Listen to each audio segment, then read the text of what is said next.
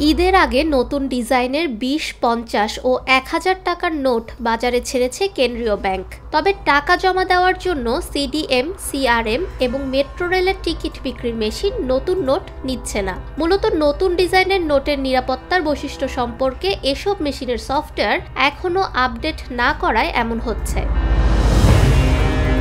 সংশ্লিষ্টরা জানান, বিভিন্ন ব্যাংকের ক্যাশ ডিপোজিট মেশিন এবং ক্যাশ রিসাইক্লিং মেশিনে টাকা জমা দেওয়া যায়। এটিএম বুথের আদলে এসব বুথ স্থাপন করা হয়। নির্ধারিত প্রক্রিয়া মেনে গ্রাহক নিজেই এই মেশিনের সাহায্যে তার অ্যাকাউন্টে ৫০০ ও ১,০০০ টাকার নোট জমা দিতে পারেন। এজন্য সফটওয়্যারে নোট এবং নিরাপত্তা বৈশিষ্ট্য থাকতে হবে।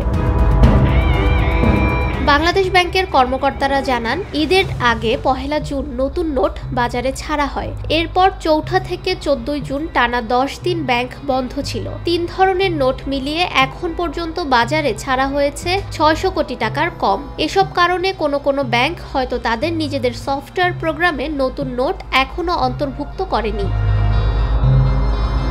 সব নোটেই এতদিন বঙ্গবন্ধু শেখ মুজিবুর রহমানের ছবি যুক্ত ছিল। তবে অন্তর্বর্তী সরকার দায়িত্ব নেওয়ায় সব নোটেই ডিজাইন পরিবর্তন করা হচ্ছে। আগামী আগস্টের মধ্যে সব ধরনের নতুন নোট বাজারে ছাড়ার উদ্যোগ নেওয়া হয়েছে। নতুন ডিজাইনের নোটের মধ্যে ৫, ১০ ও ২০০ টাকায় স্থান পেয়েছে জুলাই গণঅভ্যুত্থানের সময় ছাত্রদের আঁকা গ্রাফিতি। সব নোটেই বাংলাদেশের ঐতিহাসিক এবং প্রত্নতাত্ত্বিক স্থাপত্য স্থান পেয়েছে। ফাহমিদা বিনতে আনোয়ার, নিরপেক্ষ নিউজ ডেস্ক।